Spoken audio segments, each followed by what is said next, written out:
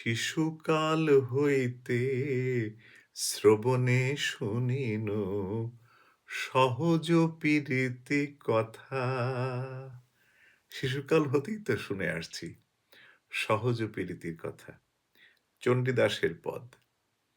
এরকম শুনেছিলাম মনে পড়ে সেই আমাদের শৈশবে।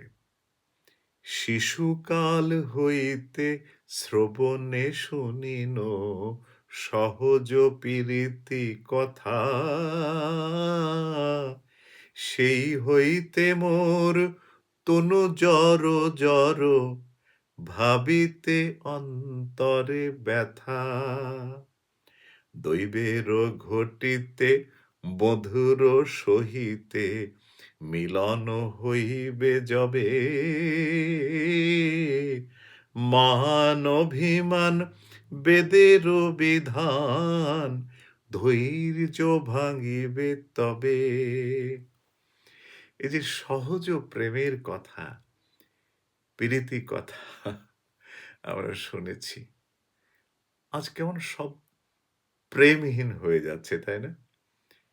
এই যে আমাদের ছোটবেলা, সে তো ১০০ বছর আগে নয়। এই তো ধরুন ৪৫ বছর, ৪০ বছর আগের কথাই যদি বলি। মানে তখনও তো এই সহজ কথা, সহজ গান আমরা শুনেছি এবং সহজ মানুষ দেখেছি। তারা আমাদের গ্রামে এসেছেন। কখনো কোনো কীর্তনিয়া বা কোনো গোসাই, ঋত্বিক দেবতা, তারা এসেছেন, ভালো, ভালো কথা শুনিয়েছেন এবং আমাদের সাধু সঙ্গ হয়েছে। এখন সেই সাধু সঙ্গ নেই বললেই চলে। আহা! আসর করে গান শোনা নেই।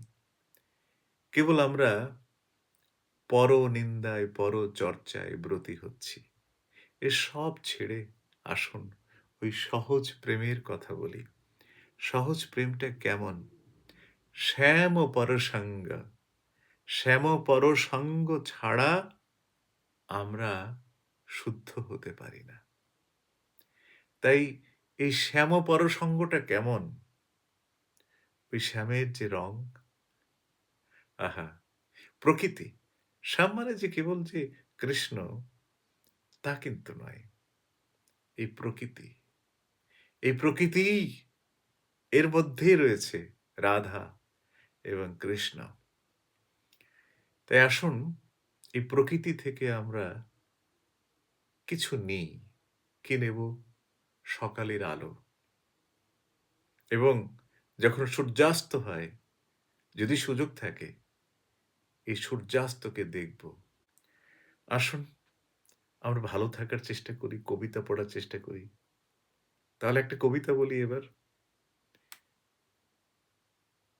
দোষ যদি দেখো কারো চোখে, নিজের চোখটাই ধুয়ে নাও আগে। অভিমানের ধুলো লেগে থাকলে সব ঝাপসা হয়ে যায়। অন্যের কাঁধে দোষের পাথর চাপিয়ে দিলে মন কি হালকা হয়? নাকি ভেতরে, ভেতরে জমে ওঠে অচেনা অন্ধকার?